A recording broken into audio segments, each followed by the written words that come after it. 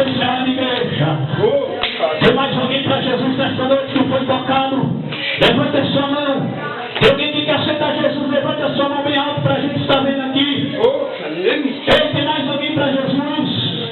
Tem mais alguém? Se você ainda não aceitou Jesus, se você está no mundo, você está correndo perigo.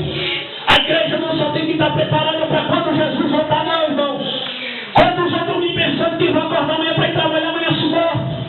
E se você partir, pregador, vou deixar para aceitar no culto que vem. Se você morrer de hoje para amanhã, e aí? Meus queridos, o Saulo morreu, acabou, é mentira. Morreu, começou e começa a eternidade. Oh, glória! Você vai passar sua eternidade ao lado de Deus, no céu ou no inferno com o diabo e seus anjos. Deus não fez o homem para ir para o inferno. Deus não mandou o homem para o inferno. O homem que vai para o inferno pela sua rebeldia, pelos seus pecados. O que move o inferno, o combustível do inferno é o